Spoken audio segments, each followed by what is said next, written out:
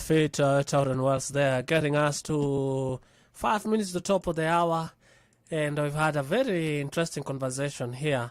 You know, when we know what you're supposed to do, but then there are also a lot of logic around why we should not do what you're supposed to do.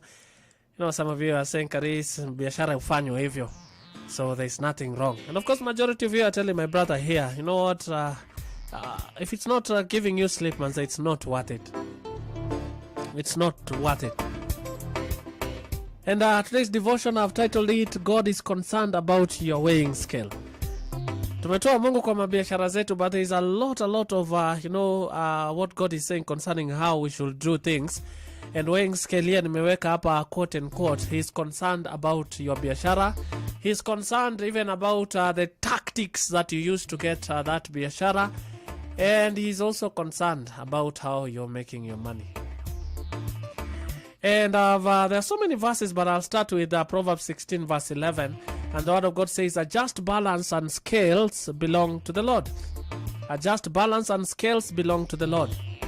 All the weights of the bag are his concern. A just balance and scales belong to the Lord. All the weights of the bag are his concern. Proverbs 11 verse 1 says, a false balance is an abomination to the Lord, but a just weight is his delight. Proverbs 20 verse 10 says, differing weights and differing measures, both of them are abominable to the Lord.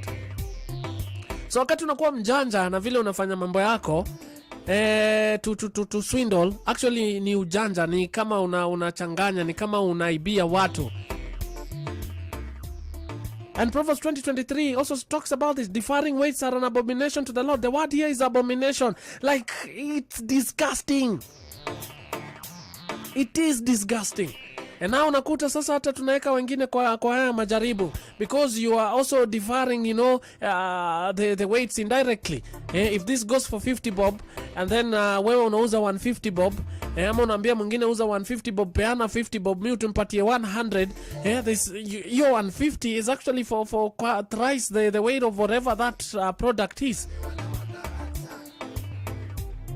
And God is not happy. Hosea 12:7-8, he says, a merchant, and you guys are merchants, in whose hands are false balances, he loves to oppress. And Ephraim said, surely I have become rich, I have found wealth for myself. In all my labors they will find in me no iniquity, which will be seen. There is a merchant in whose hands are false balances, and he loves to oppress. That exactly fits the scenario that we've just talked about. That fits who you are. A merchant whose hands are false balances, and you love to oppress. That's why when wako chini yako hawalali, umawa oppress. Wanaenda kuchukua pesa, wanatoa nusu, wanapeleka mahali pengine, ingine wanakuwekea mahali pengine. And you've seen even there's also a category that thinks as long as pia mimi napata kitu, it's okay. But you are stealing from even the company. You are stealing, and it's not giving you peace. Maybe it has been done for so long, and maybe you are there at a time like this for a reason. You shall do no wrong in judgment, in measurement of weights or capacity. You shall have just balances, just weights, a just effort, and a just hin. I'm the Lord your God who brought you out from the land of Egypt.